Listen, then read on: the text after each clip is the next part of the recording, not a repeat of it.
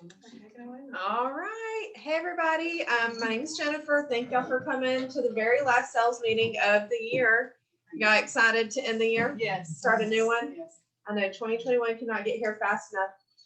Thank you, everybody, for being here. We've got Dawn, who's going to go over the top 10, and then we have a special guest speaker.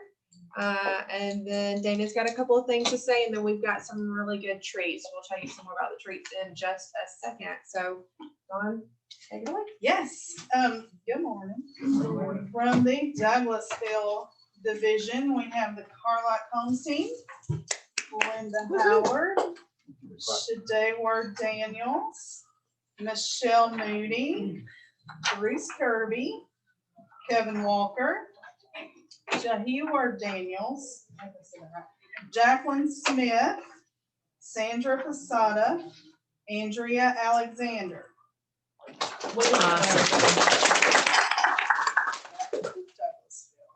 Now we have the Paulding Division. We have Shahida Hill, Patty Lovelace, I'll accept this upon her. I like to name my family, my friends.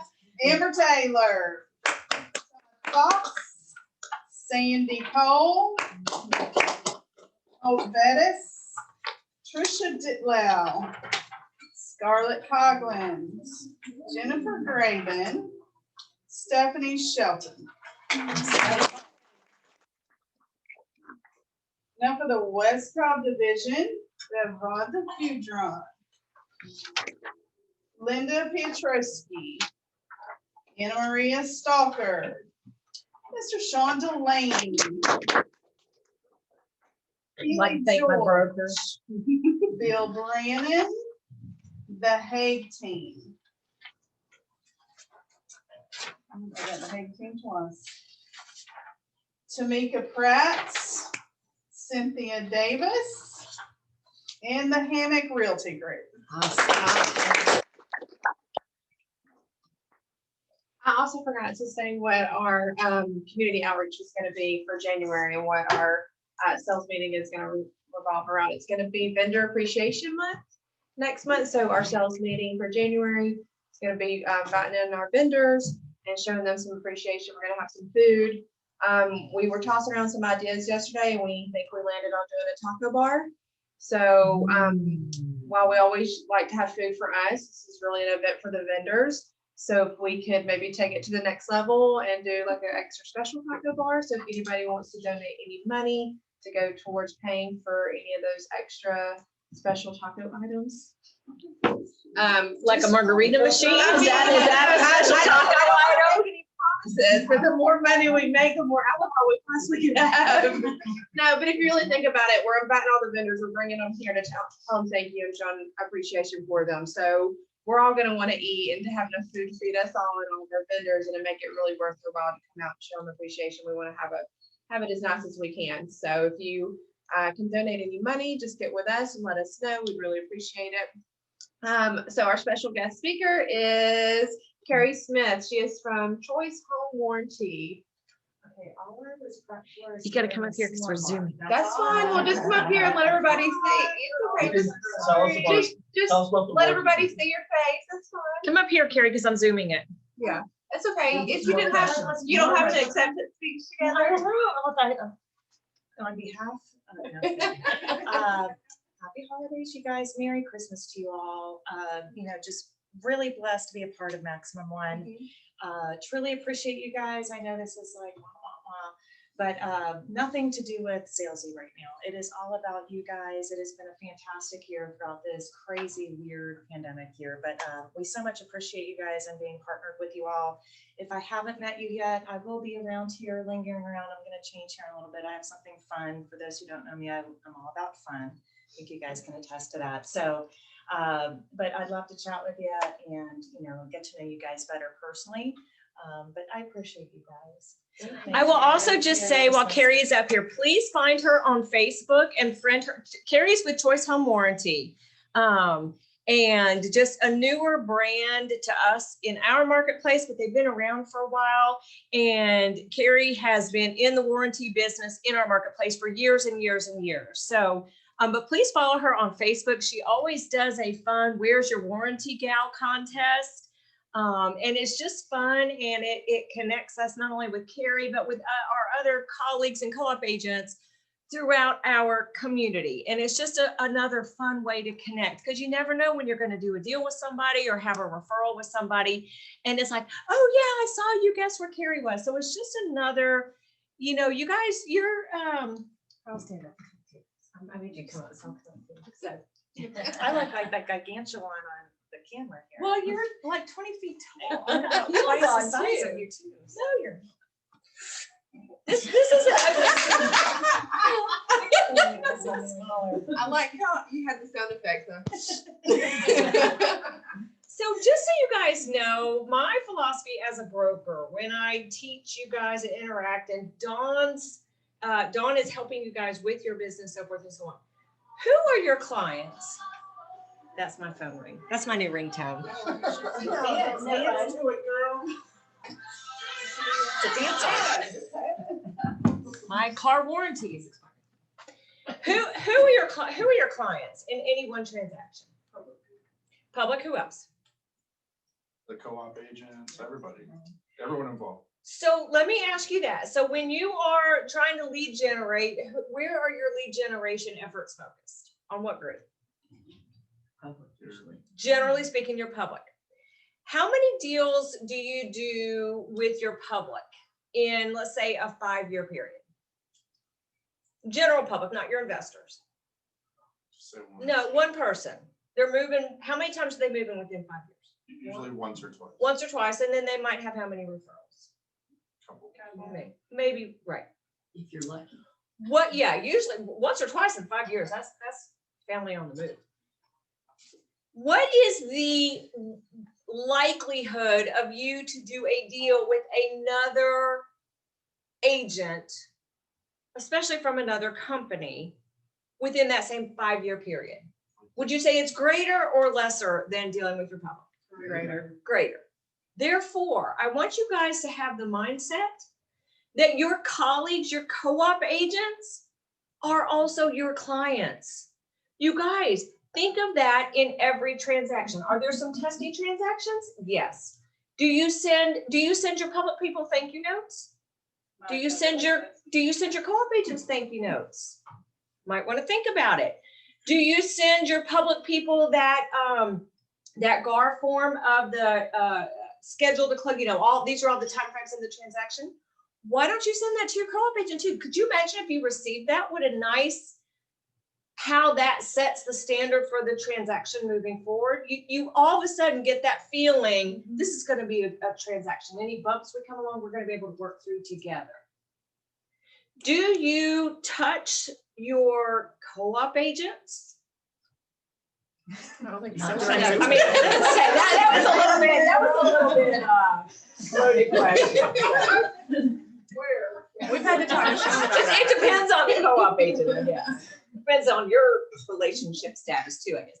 My point is, if you guys get in the mindset that your co-ops and potential co-ops are also your clients, and you interact with them in that way, send them a thank you note. When you learn something new in a class or learn something new in a sales meeting, just say, hey, you know, go start with, when you start with your past clients, start with your past co-op agents. Hey, guess what? I just learned something really cool in the sales meeting. We had such a great transaction together. I just wanted to share. Merry Christmas. Have a great day. Good luck. I look forward to doing business with you again. So a couple things. Number one, it's what do you think that's going to do to your professional reputation in the marketplace? Increase it. Probably enhance it, you know.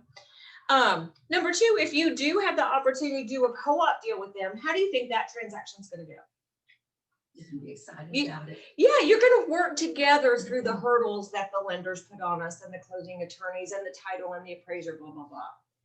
Number three, what do you think if that person gets a transaction in your area and they don't want to deal with it? Whom do you think is going to be the first person they're going to look for to send a referral to? Probably you. So Kerri's Facebook page with your Where's Your Warranty Gal is just a fun way to connect. That could even be, oh my gosh, did you see where Kerri was today? It was so cute. I've always wanted to go there. Have you ever been there? Something like that.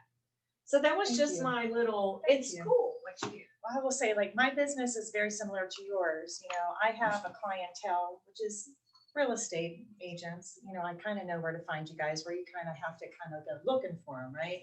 But what I love doing is I love sitting down one-on-one or in small group settings and brainstorming and piggybacking off of ideas as to how to best market and brand. You know, my background is in marketing, and, you know, that is something I love doing. And the weirder, the better, the funnier.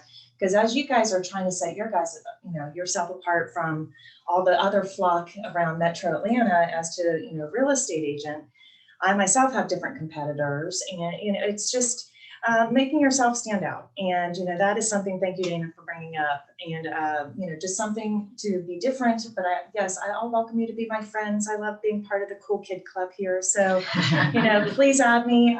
Would love to be friends with you, either whether on social media or off social media. But, you know, if you are wanting to sit down and chat about, you know, coming up with ideas for social media or just in general on pop-bys, lead generating, I'm all for it. So thank you again for having me. I was not prepared at all. That was great. You're always Great. prepared, Kerri. Yeah, yeah, she actually brought the s'mores bar that's back there, so make sure you tell her thank you. It's super cute. She's got the little burner, little sticks. Super, And her super cute. husband looks just like Blake Shelton. If you see her, if you think you see Blake Shelton smooching on Kerri Smith, it's her husband. He looks just So like your Blake Shelton. invite for the vendor appreciation needs to be Kerri Smith and husband? Sure. Yeah, okay. Can't quite say, but Okay. All right. Do you have something else to add? Yeah, let me just add a couple things. Imagine that. Me not having anything to say. That would be it. Just a couple of things, you guys. Hit it strong the end of the year. We've got a few more weeks. So this is really important for real estate agents. Couple reasons. Number one, the majority of your competitors have what? Are they still working? No, they really, this whole year has been a bit odd, but they've really checked out, especially since Thanksgiving. So you've got less competition. What about the buyers and sellers on the marketplace this quarter? What do you think their motivation level is? High or low? High. You're not on the market at Christmas time and New Year's time if it's a discretional move. If you have to move, you're on the market. So you've got really motivated buyers and sellers right now.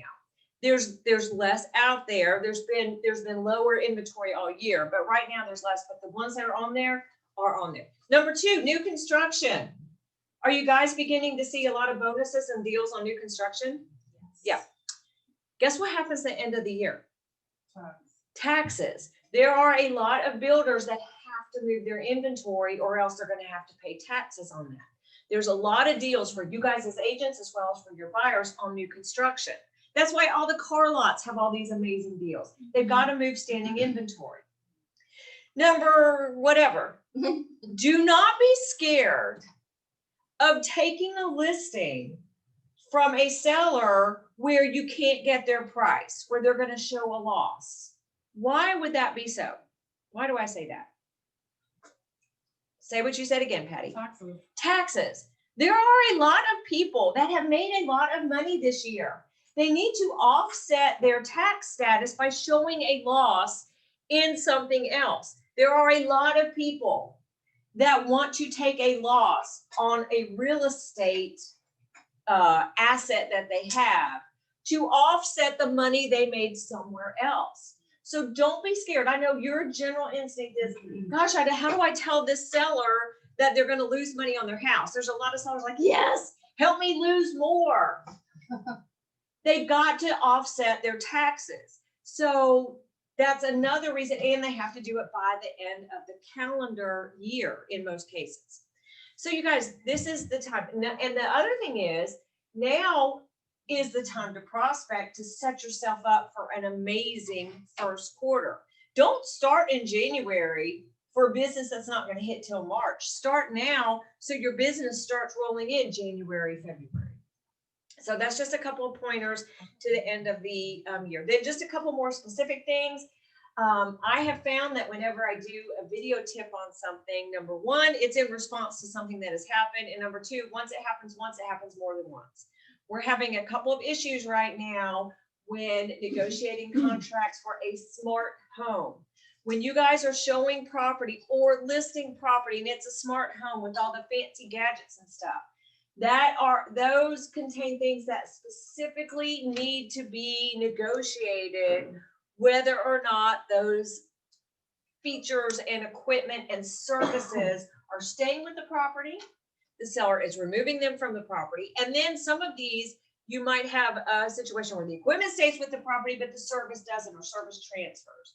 Very, very specific, different set of criteria to consider in your negotiations and in your contracts for smart homes. So take a look at that.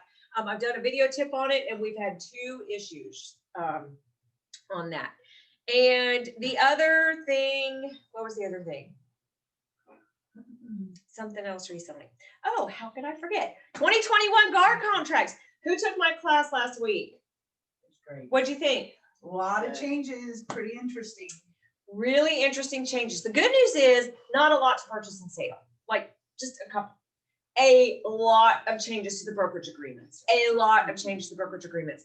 A lot of changes to the counteroffer form and just a bunch of stuff. Really interesting. I am co-teaching the class on Wednesday virtually with Amy Davis. You guys, please sign up. These virtual classes are unlimited. Sign up for it now. It'll be great to get Amy's perspective as well as mine. I come at it from a broker perspective. She comes at it from a legal perspective.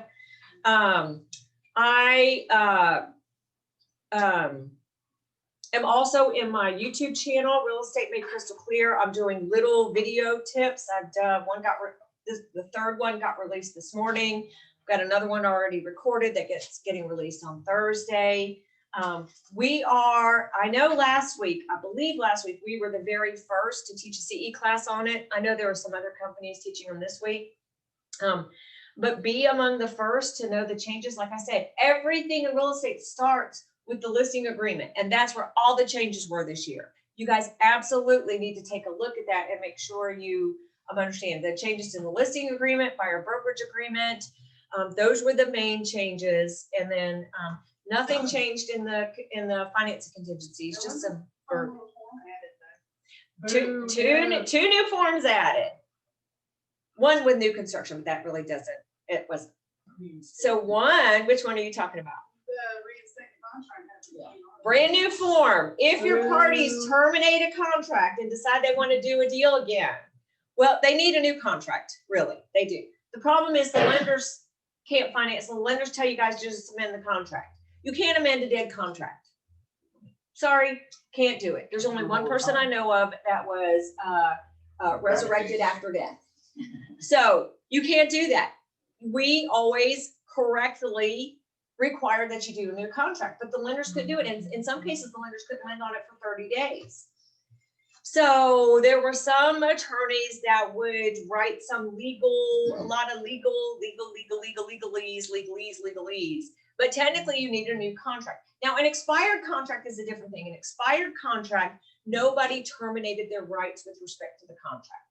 That's a different situation, but an actually terminated contract, you could not amend back to life.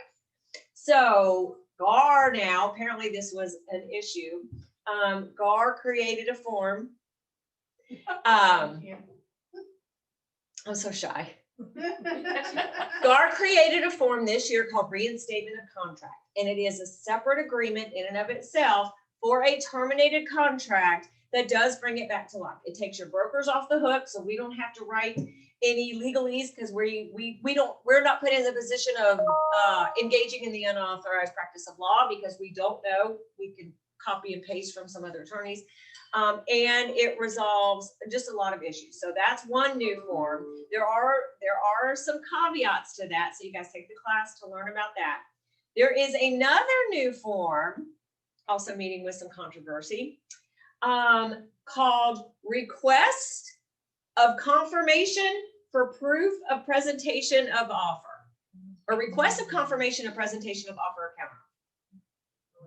I like that one. So who signs that? How do you think that would be used in practice? The seller would need to sign it, right? Or the buyer. Nope, public does not sign that form. What's a form? That is only a form from an agent. Let's say you were an agent representing a buyer and you write an offer to the seller. You never hear anything, never hear anything. Well, was it that, and your buyers are on you, what happened? What happened? I made the best offer. I know I went in way over list price, blah, blah, blah. Put you on the hook of, I don't know. So is it that the seller never saw your offer, that the agent just never presented it? Or is it the seller's rejection of the offer? We don't know. Well, GAR came up in 2021 with a new form called Request for Confirmation of Presentation Offer.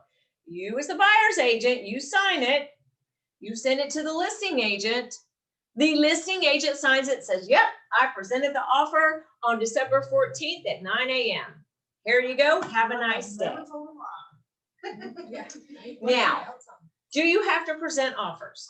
Yes. Do you have to present all offers? All offers. What if you're under contract? Do you have to present all offers? Yes. All right, let me rephrase that. Do you have to present all written offers? Yes, you don't have to present verbal offers. All written offers. If you're under contract, do you have to present all written offers? If you had a listing and expired and that seller listed with somebody else and you get an offer, do you have to present it? Yes. If the listing expired, you no longer have obligations to that client. Nope. You have to present it, but now you don't present it to the client. It's no longer your client. You have to present it to the other agent. You have to give it to the other agent. Per license law, Grec Rule 520-1-.10-1 states that you must present. Do I know my license law? 3 snaps in his information. For those of you guys that remember. So, like on this form, there is a reminder of license law that as a licensee in the state of Georgia, you must present all offers. For those of you that are realtors, Article 1, practice, whatever 1-7, practice potential, I don't remember what that part is, also states that you must present all offers. So there are these 2 reminders on this form that by accepting a license and by being a realtor, you must do that. Nevertheless, you might be hard pressed from your, and we hope we will give our co-op agents the benefit of the doubt. And this would be the proof that they in fact did present it. But for you maximum 1 agents, as all of our agents, I am going to ask and beg and implore you to do one thing further. There is another form that GAR has and has had, this is not a new form, called rejection of offer or counter offer. That is signed by the public. It is signed by the seller or the buyer if it's a counter offer situation.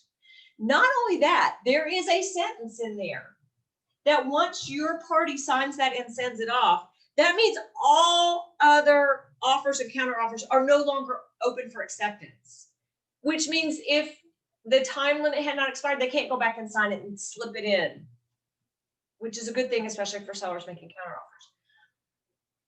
We're not going to make it a policy, but as a really, really good point of practice, I strongly suggest that any offers you receive, whether it be an offer or a counter offer, regardless if you're representing the seller or the buyer, if there are offers or counter offers that your public person is not accepting, you need to use both of these forms. The one is proving that you presented it, and number 2 is the rejection of that offer or counter offer signed by your client. That will leave room for a 0 doubt that it is not the public's, in my example, the buyer's offer was not accepted, not because they never saw it, not because the seller never saw it, but the seller chose to not accept it. But there's a lot of controversy over that new form because everybody's like, well, I want what if they lie? And they probably will. They've been known to do that. So that's why maximum 1 agents, we're going to rise above and we're going to step up our game and make sure that we sign both. Is the first form necessary if you have that rejection? I would do it anyway, just because it's there. Is it necessary? Because it's kind of like. It's kind of like overkill, Yeah. but you know, I would rather overkill and prove it, because here's the deal. What if a co-op agent lies and says that? What's the recourse for that? What's the recourse if you know, even before this form, but even with this form, what's the recourse if you think that the other agent never presented your offer? You got to prove it first. You gotta prove it. What's your buyer's pissed, right? What's the recourse? Well, there's professional recourse against the other agent. You can raise a request for investigation with Greg as a licensed law violation, or you can request an ethics investigation if they're a realtor. Does that help your buyer get the house? No, even if the person rejects it, that doesn't help your buyer get the house. But this form is gonna have more ramifications in terms of sanctions on someone's license. If the co-op agent says, yeah, I presented it, and then the seller is called as a witness to one of these hearings and says, I never saw it. So take that for what you will, but those are two new forms. One new special stipulation, but I don't remember what it is. So that's really all I have to say. Please watch my video tips. Please take the class. And it's called 2021 GAR Contract Changes. Awesome. Thank That's you. it. Thank you. If you love getting all that information and want to be held accountable in your business, you need to come on Mondays to Dawn's accountability meetings. They're at 10 o'clock every Monday, and join us because we always get into discussions and she helps us set our goals and holds us accountable for the goals that we set. So invite everybody here, call somebody and invite them. And then I think we have somebody, another special guest. Turn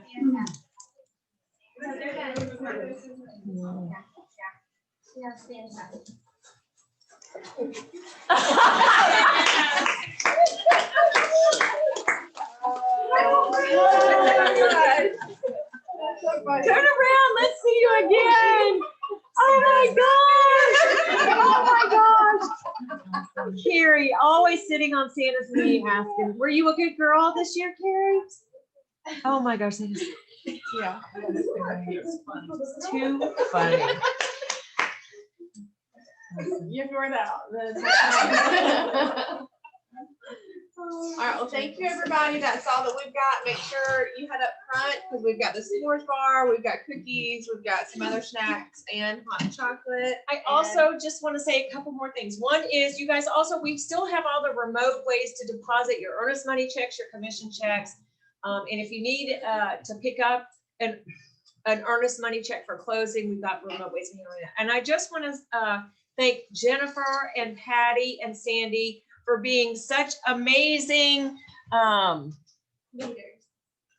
team captains here and with just fabulous sales meetings. And Michelle and Dawn for running this office and changing roles. And we're just excited for 2021 at Maximum, where we've got lots of really exciting changes in store for everybody. And we're just so blessed that you guys have chosen us as your brokerage of choice forever and ever. Mm-hmm. Awesome. And thank you for being our wonderful broker. Yep, my pleasure. My pleasure. Merry Christmas, everybody. Bye. I can't.